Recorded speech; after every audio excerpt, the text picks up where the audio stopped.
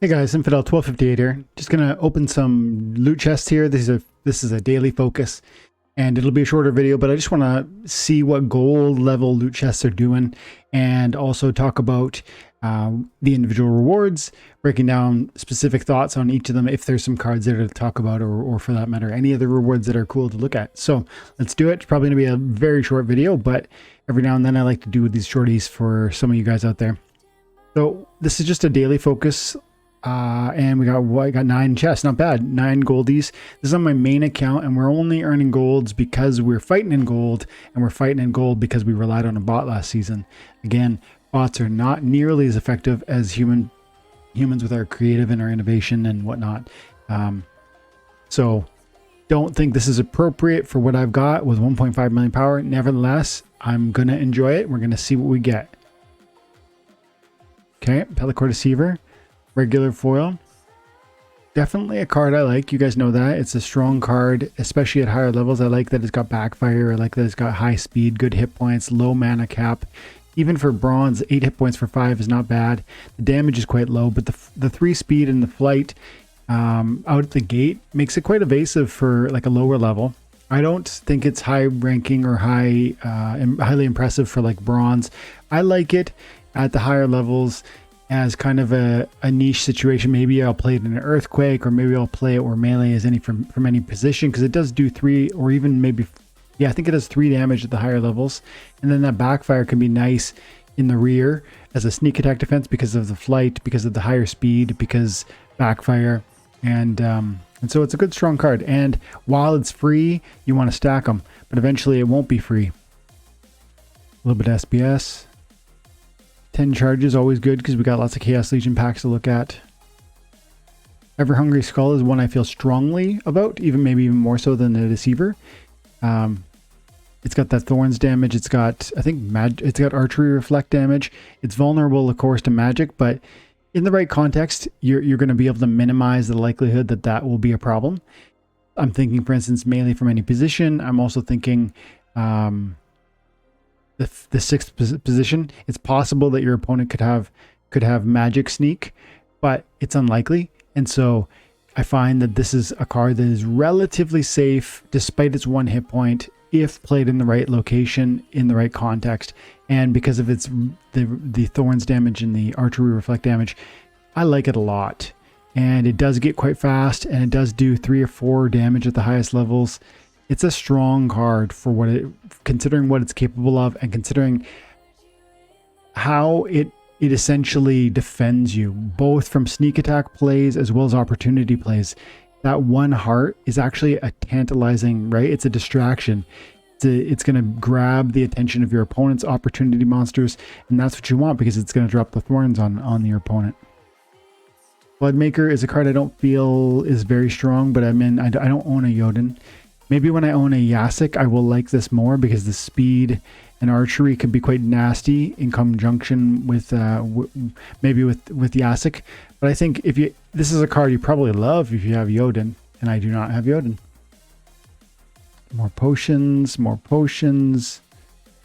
This is a card I was sleeping on for the longest time because it has very few hit points and it costs quite a bit.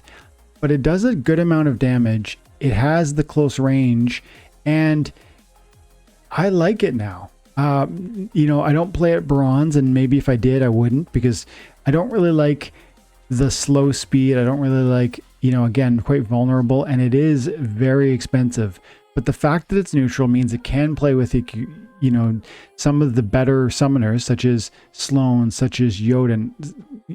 Sloan is not a better summoner. I mean, better for it. The Gargoyle Devil can be partnered with Sloan, making it that much more damaging. It can be partnered with Jotun. It can also be partnered with that dragon too, the dragon summoner. But not many of us have that. But still, neutral is far more powerful than a non-neutral, and I do use this quite a bit now. I used to think nope, but I do use it quite a bit, and I often find that it has success. Actually, just quickly, Gargoyle, I gotta know now. Like, what's it? Gargoyle Modern? What's going on here? Did I spell it wrong? Let's just go like this. I see. I was looking at death. So there he is. Look at that. 54% win rate across in gold. That's, I mean, that's pretty strong. And then diamond, 36% win rate. Yeah. I'm surprised. This, to me, this strikes me as people not playing it well.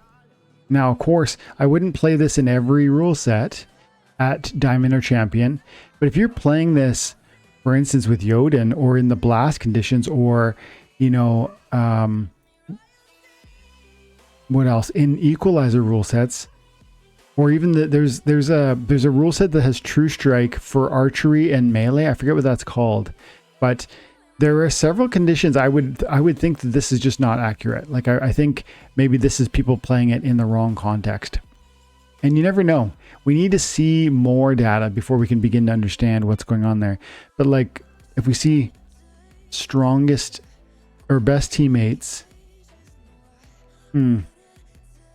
Kelia. I see. Why is Kelia the strongest summoner to partner this with? That doesn't make much sense to me. Why is Jotun not here?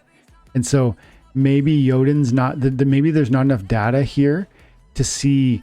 You know, if there was more Jotun plays, and maybe Gargoyle Devil was being slipped into those teams, then the data might change. But as it stands, Kelia is just the most played summoner in the game.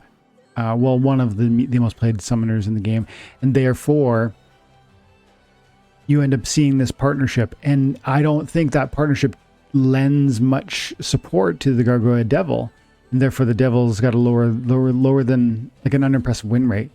But at silver, that's pretty like that's a lot of battles, and that's pretty strong.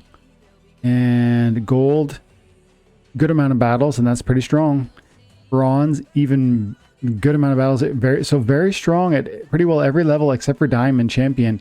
And I just wonder if it's maybe being misused there. So I like that card, and it's really inexpensive, and again, it's neutral. And lastly, more alchemy potions. Okay, so I mean, not much, but at the same time, over a long time horizon, doing that every day, you're going to be very pleased about what you've accumulated. It just takes time. It takes attention. It takes, you know, months and years of price appreciation as these things go out of circulation. And you know my feelings on that. I'm going to be here in 4 or 5 years. And so I'm happy to stack those all day, every day. Guys, thank you so much for your time and attention. Thanks for hanging out. Appreciate your support. Have an amazing day. God bless.